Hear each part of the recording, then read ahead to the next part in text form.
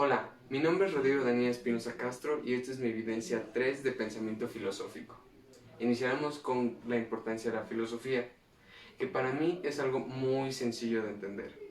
A lo largo de este curso me he dado cuenta que la importancia de la filosofía justamente recae en el método de obtención del conocimiento. ¿Por qué? Porque la filosofía, la forma en la que genera nuevo conocimiento es justamente en el cuestionamiento de algún aspecto de la vida humana.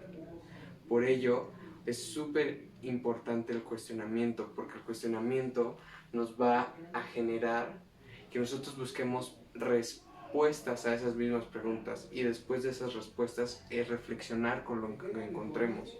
Obviamente, obviamente las preguntas de la filosofía no son... Hay algunas que son muy difíciles de contestar, igual y no vamos a llegar a una respuesta concreta o algo muy tangible, pero aún así tenemos que reflexionar con las respuestas que tenemos. Y eso nos ayuda no solo en las cuestiones filosóficas, sino también en las cuestiones de la ciencia. Por eso muchos de los científicos son también filósofos.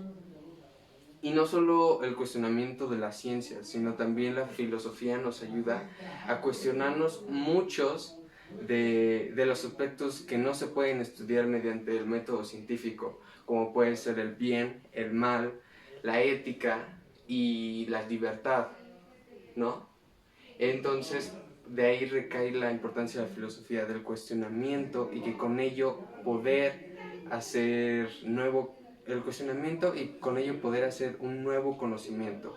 Ese conocimiento, reflexionarlo y con ello tener un desarrollo, tanto en la ciencia como en el lado humano.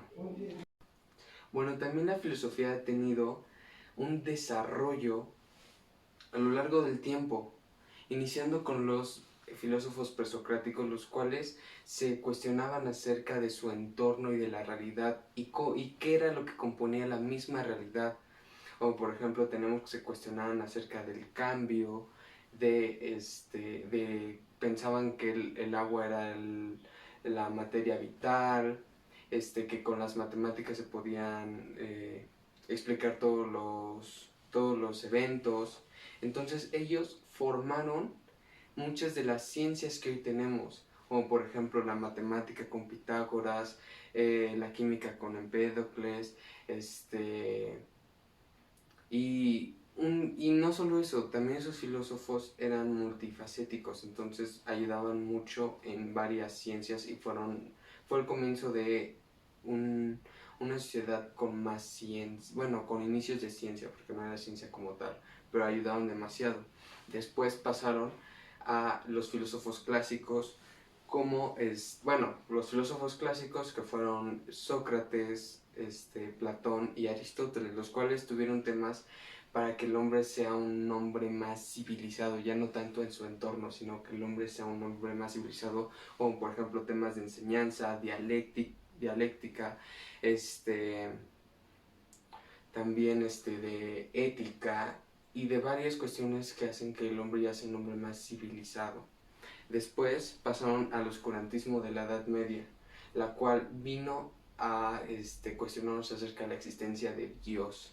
Lamentablemente ahí la iglesia ocupaba a Dios como como instrumento para mover a las personas, pero algunos filósofos como Tomás de Aquino desarrollaron mucha filosofía hacia la existencia de Dios y cómo la realidad, la razón era lo más importante al igual que Dios. Después de retomar eso de la razón, viene justamente el modernismo. En el modernismo, justamente el hombre ya deja de lado a Dios y la filosofía inicia a tomar temas de relevancia en el cómo aprendemos, tanto mediante el razonamiento o el empirismo. Esto nos fue ayudando al desarrollo ahora sí de la ciencia como tal, dándonos como el positivismo y y haciendo referentes en ya avances científicos y algunos tecnológicos.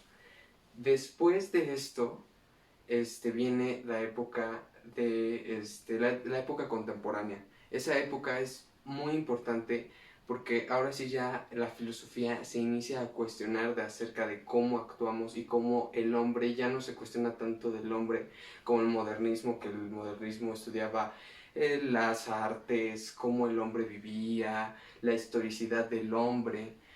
Ahora se inicia a tocar temas de cómo existía el hombre, qué es lo bueno, qué es lo malo, y justamente por los acontecimientos que pasaron como las guerras, abre el espacio de cuestionarnos acerca de los derechos humanos, que es algo súper importante. Entonces, como conclusión, el desarrollo de la filosofía en cada etapa ha hecho que tengamos un desarrollo también como seres humanos, haciendo que cada vez, ahora sí que retomando un poco lo que hay y cambiándolo también, llegamos a un desarrollo, y eso nos va a hacer que en algún futuro veamos hacia atrás y digamos que en esta época pensábamos de esta manera o cosas así, y hacia algo mejor. Bueno, ahora que ya entendemos la importancia de la filosofía y cómo ésta se ha desarrollado a lo largo del tiempo, pues es un tiempo de pasar hacia mi persona. Y con esto me refiero a las interrogantes que he tenido a lo largo de todo este ciclo escolar. Iniciando con que las cosas funcionan como realmente la ciencia nos los dice, o la ciencia solo son las explicaciones mentales que tenemos nosotros hacia cómo creemos que las cosas funcionan. Esto se me vino a la mente porque realmente nosotros no tenemos la certeza de cómo funcionan las cosas. ¿Por qué digo ello? Porque se ha visto que en algunos experimentos de la física, cuando nosotros estudiamos un evento y lo vemos, tenemos un resultado, y así podemos construir una teoría o una explicación acerca de cómo obtuvimos ese resultado. Pero también con esos mismos experimentos nos vamos y dejamos que eso suceda y regresamos. Los resultados que teníamos cuando lo vimos a cuando no lo vimos es diferente. Entonces esto deja un espacio en el que realmente pasan de esta forma o pasan de otra forma, aunque tengamos el mismo resultado. O sea, lo que me refiero es que sí pasa de esta forma, o hay otra circunstancia que al momento de no verla es cuando pasa, y es como realmente suceden las cosas, porque las cosas no todo el tiempo las estamos viendo. Bueno, mi segunda interrogante es que vamos a estar seguros de la existencia de Dios al momento de morir. Y esto lo digo como pregunta. Nunca vamos, que si en algún momento estaremos seguros de la existencia de Él, porque al momento de estar con Él estaríamos muertos. Entonces no podríamos existir para decir que existe, para decir o estar conscientes que existe Dios. Entonces es una interrogante que tengo. La tercera pregunta es ¿qué es mejor creer? ¿Que la felicidad se llega por la búsqueda del conocimiento, como lo dice Aristóteles? ¿O que al tú buscar el conocimiento, obviamente te vas a dar cuenta de las problemáticas que existen en el mundo, y eso te entristecería o te enojaría? Realmente son dos posiciones muy contrarias, porque por un lado estaríamos más cultos y podríamos resolver esos nuevos problemas, pero la otra también descubriríamos problemas que no podemos controlar, que no están en nuestras manos. Entonces estaríamos divididos entre la felicidad de encontrar la solución y la preocupación de saber del problema y no poder hacer nada con ello. Mi cuarta pregunta es que si el cambio de forma personal es un evento incontrolable, o nosotros tenemos inconscientemente la decisión en qué cambiamos y en qué no. Esto se me viene porque, por ejemplo, tú puedes vivir en una situación de pobreza y tú puedes cambiar de buena manera o mala manera. Entonces tú eres consciente de ese cambio, tú lo puedes controlar, más bien tú puedes controlar el cambio que puedes tener al estar en esas circunstancias. Como hay dos, como hay personas que siguen en la pobreza, como hay personas que pueden salir de ella. Entonces, ahora sí, si el cambio fuera algo que escogiéramos nosotros, pues creo que todos escogerían salir de la pobreza, pero también hay personas que se dejan. No me encasillo en ese problema también, sino puede haber diferentes posturas, como por ejemplo las personas que estudian cambian realmente por el estudio o ellos deciden cambiar por el estudio. O sea que si los eventos, en nuestro cambio depende de los eventos que nos suceden o nosotros inconscientemente escogemos el cambio por lo que hemos visto de los eventos. O sea, los eventos nos cambian o nosotros inconscientemente elegimos qué eventos nos cambian. Nuestros actos parten de la esencia de nuestro ser o parten de la mimesis que queremos crear de nuestro ser.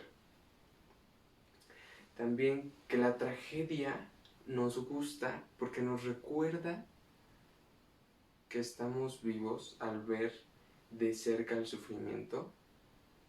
Bueno, pasando a otra pregunta es, ¿esta será la última evolución que va a llegar nuestra especie o va a llegar otro escalón?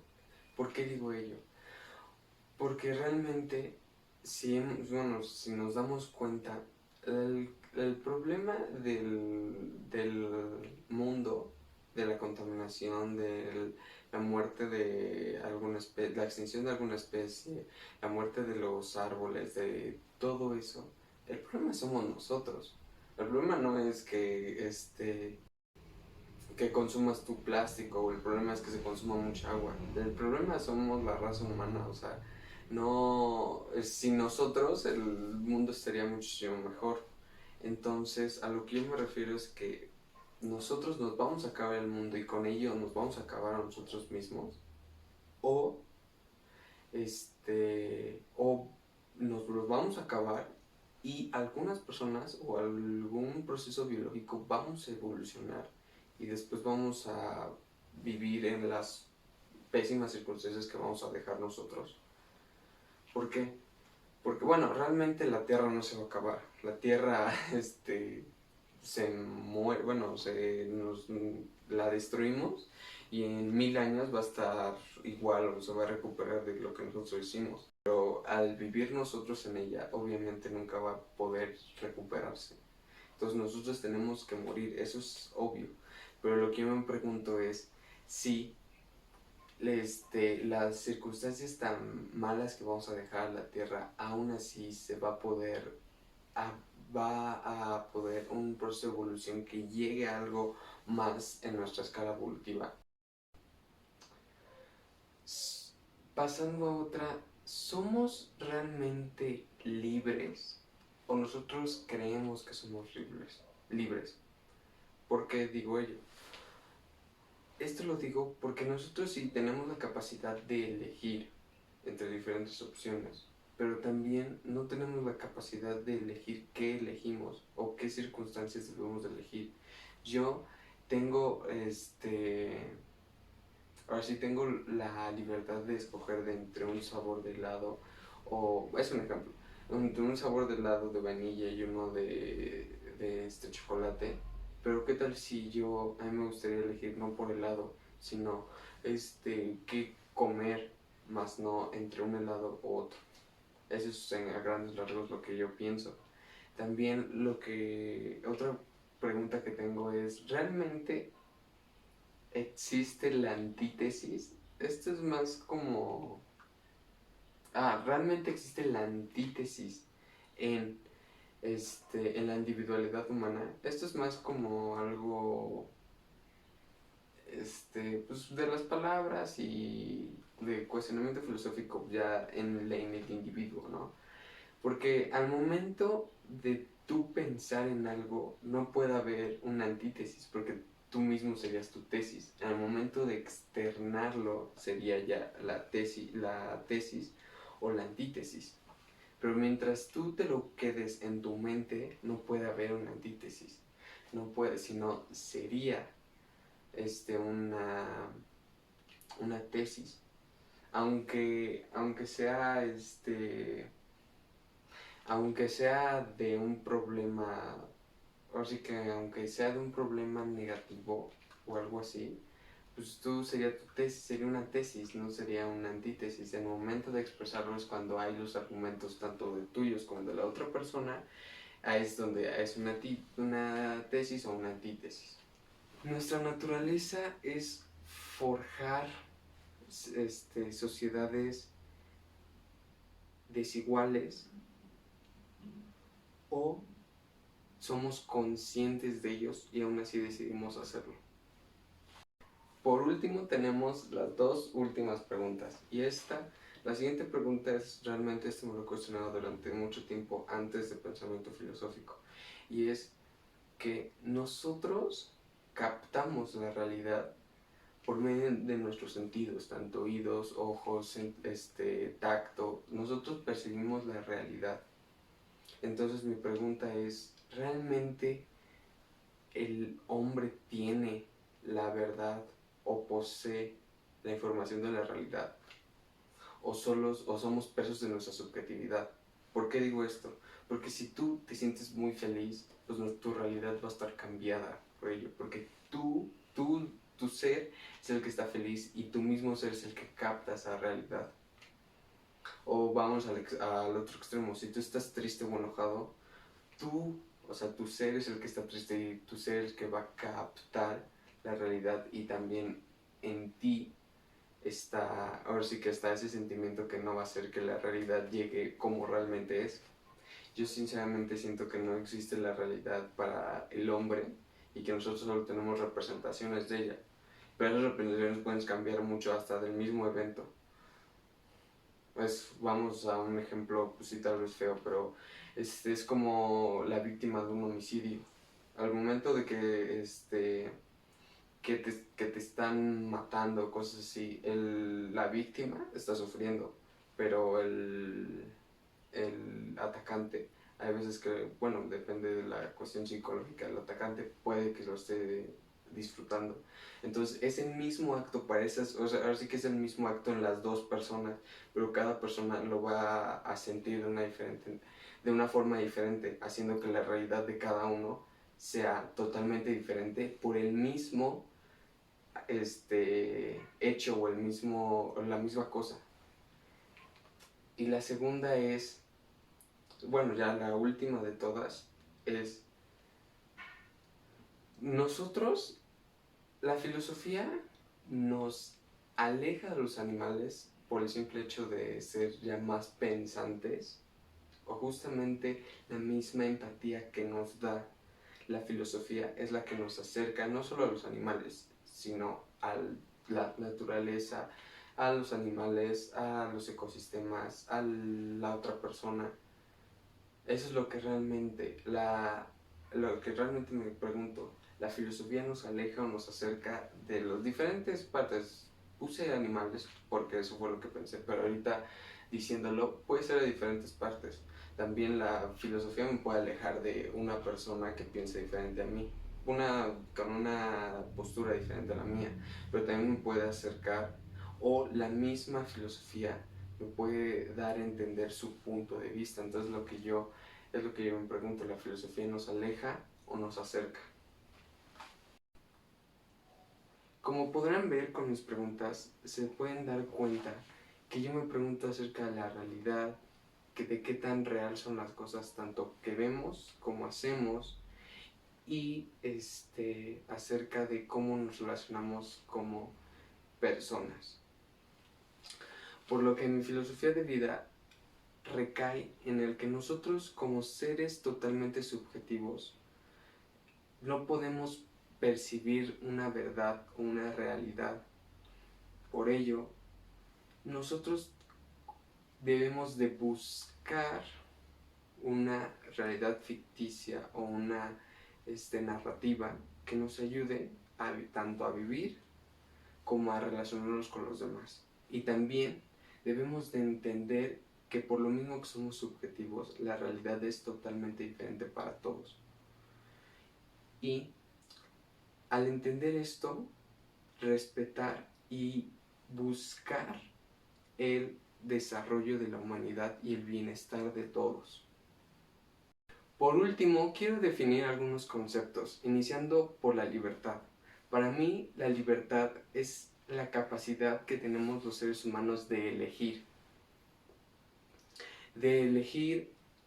y de sentirnos libres, porque también la libertad para mí es algo de percepción. Obviamente la libertad viene de la capacidad de elegir lo que a ti te conviene y lo que quieres hacer. Obviamente esto parte de lo que te apetece hacer. Después tenemos un concepto como el derecho. Para mí, el derecho son las cosas que podemos hacer y no podemos hacer. Como por ejemplo, yo tengo el derecho de tener una educación, pero también no puedo matar a alguien. Entonces, los derechos son las normas que tenemos por estar en una sociedad. Y en una sociedad y en un estado, o pertenecer a un territorio. También tenemos obligaciones, y esas obligaciones son las cosas que tenemos que hacer por el simple hecho de ser parte de esa sociedad o vivir en algún territorio o nacer en algún territorio.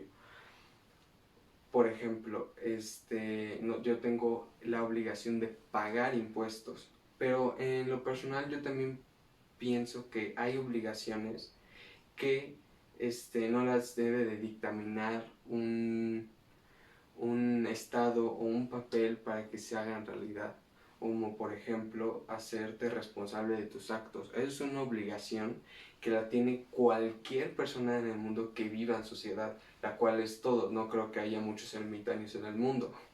Entonces, para mí, esas es justamente las obligaciones. Ahora voy a definir otros conceptos, iniciando con dos que van muy de la mano, que lo cual es la comunicación y el arte. Iniciamos con el arte. Para mí, el arte es el objeto tangible o intangible que tenemos para expresar algo. Pero no todo con lo que expresamos es arte, sino que esa expresión genere una reflexión, otro sentimiento aparte del que queremos expresar, que genere un sentimiento y que genere un catarsis. Para eso, para mí, es el arte, que debe de cumplir esas tres. Y a todos esos tres en conjunto, para la percepción humana, tiene que ser bello. Entonces, eso para mí es el arte, es los objetos que ocupamos para expresarnos, para comunicar, y que esa comunicación genere esas tres formas y en conjunto, tanto la reflexión como la catarsis y el sentimiento que generen sea bello para la percepción humana. Obviamente no va a ser bello para todos, pero para algunas personas debe ser bello, y con esa definición ya se puede considerar arte. Después, la comunicación, pues por eso va muy de la mano, porque con el arte se comunica.